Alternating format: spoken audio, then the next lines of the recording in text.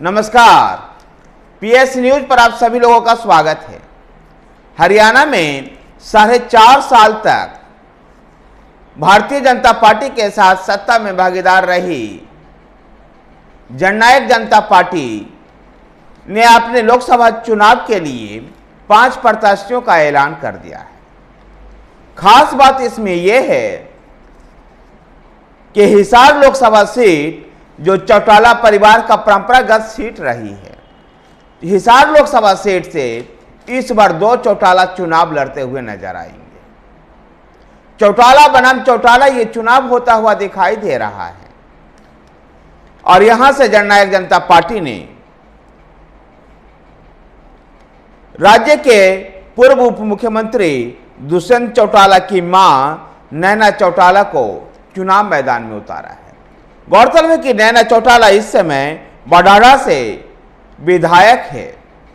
नैना चौटाला दुष्यंत चौटाला के पिता जननायक जनता पार्टी के अध्यक्ष अजय चौटाला की पत्नी हैं और राज्य के पूर्व उप मुख्यमंत्री दुष्यंत चौटाला की मां हैं। उनका सामना भारतीय जनता पार्टी के रंजीत चौटाला से होगा।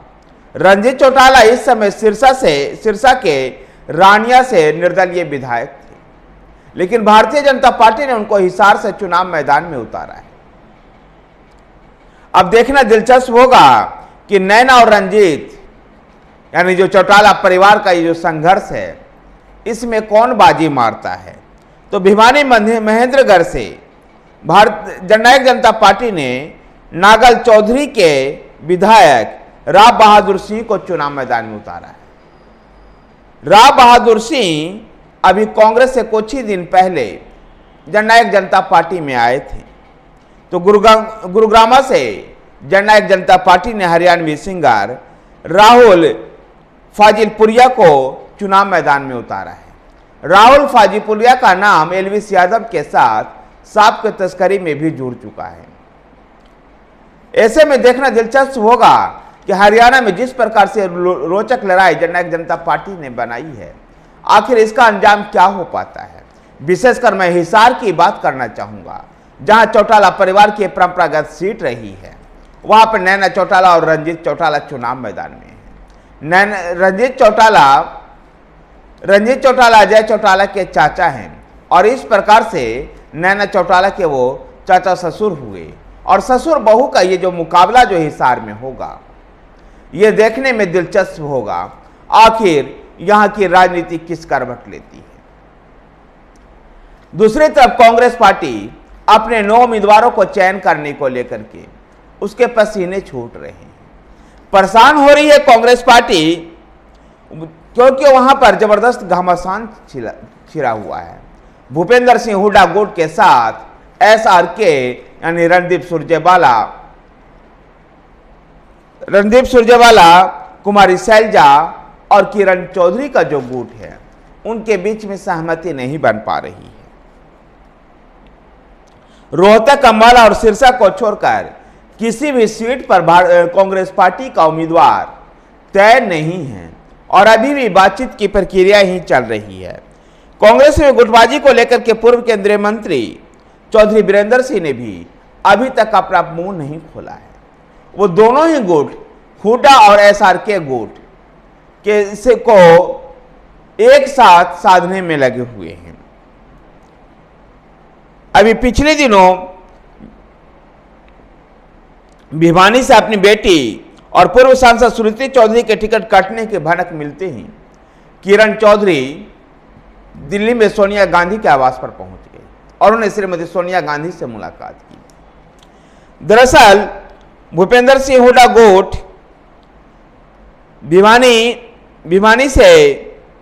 महेंद्रगढ़ लोकसभा सीट से महेंद्रगढ़ के विधायक राव दानव सिंह को चुनाव मैदान में उतारना चाहता है, जबकि SRK गुट कुमारी शैलजा, रणदीप सुरजेवाला और किरण चौधरी का जो ये गुट है, ये चाहता है कि सुनीति चौधरी को ही यहां से उम्मीदवार बनाया जाए। सुनीति चौधरी अभी 2 बार चुनाव हार चुकी है, लेकिन फिर भी SRK गुट का वैसा मानना है कि बंसीलाल की पौत्री और किरण चौधरी की बेटी होने की वजह से फिर से एक बार श्रुति चौधरी को इसका फायदा मिल सकता है। गौरतलब है कि श्रुति चौधरी पहले सांसद रह चुकी है।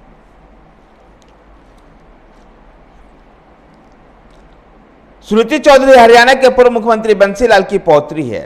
हालांकि 2 बार वो चुनाव हार चुकी है, लेकिन फिर भी एसआर के गुट उनको चुनाव मैदान में उतारना चाहती है। तो उधर करनाल सीट को लेकर के एक अलग ही घमासान है। करनाल सीट कांग्रेस से एनसीपी शरद पवार ने मांगा है, जहां उनके अपने नेता मराठा वीरेंद्र वर्मा को चुनाव लड़ाना है। कांग्रेस का नेतृत्व करनाल सीट देना भी चाहती है एनसीपी शरद पवार को, लेकिन ऐसे में पार्टी के अंदर ही मतभेद उभर करके सामने आ रहा है। भूपेंद्र सिंह हुड्डा नहीं चाहते हैं कि किसी भी तरह से करनाल सीट एनसीपी शरद पवार को दिया जाए। हुड्डा का कहना है कि एनडीए गठबंधन के तहत हमने पहले ही कुरुक्षेत्र लोकसभा सीट आम आदमी पार्टी के लिए छोड़ दिया है, जहां से आम आदमी पार्टी के राज्य प्रमुख डॉक्टर सुशील गुप्ता चुनाव लड़ रहे हैं। कांग्रेस के वरिष्ठ नेता मधुसूदन मिस्त्री और सलमान खुर्शीद हरियाणा में प्रत्याशियों को चयन को लेकर के एक शॉर्ट लिस्ट कांग्रेस के केंद्रीय नेतृत्व को सौंप रहे हैं। उम्मीद की जानी चाहिए कि मल्लिकार्जुन खड़गे के स्वास्थ्य ठीक हो जाने के बाद जल्द ही इस पर निर्णय ले लिया जाएगा। जहां भारतीय जनता पार्टी पहले ही से अपने उम्मीदवार उतार करके चुनावी तैयारियों को अंजाम देने में लगी हुई है, वहीं पर कांग्रेस अभी प्रत्याशियों के चयन के दौर से ही गुजर रही है। चुनाव घोषणा से ठीक पहले जननायक जनता पार्टी को भारतीय जनता पार्टी ने अपनी सरकार से अलग कर दिया था और जननायक जनता पार्टी को इस तरह से गठबंधन की सरकार से अलग होना पड़ा था। इसका बड़ा कारण जाट वोट बैंक में बिखराव को लेकर के देखा गया, जहां कांग्रेस का जो जाट वोट बैंक है उसमें अजय चौटाला और दुष्यंत चौटाला जननायक जनता पार्टी के सहारे सेंध लगाते हुए दिखाई दे रहे थे और इसीलिए भारतीय जनता पार्टी ने एक रणनीति के तहत जननायक जनता पार्टी को अलग किया और राज्य में नेतृत्व में भी परिवर्तन किया। मनोहर लाल खट्टर की जगह पर नायब सिंह सैनी को मुख्यमंत्री बनाया गया। नायब सिंह सैनी ओबीसी समुदाय से आते हैं। हरियाणा में जिस प्रकार से जननायक जनता पार्टी ने अपने उम्मीदवार का ऐलान किया है और कांग्रेस जिस प्रकार से प्रत्याशी चयन की प्रक्रिया के दौर से गुजर रही है, ऐसे में देखना दिलचस्प होगा कि 2024 की लड़ाई में बाजी आखिर कौन मार ले जाता है। धन्यवाद साथियों, वीडियो को लाइक कीजिए, शेयर कीजिए। हमारे साथ बने रहने के लिए हमारे चैनल PS न्यूज को सब्सक्राइब कीजिए। धन्यवाद।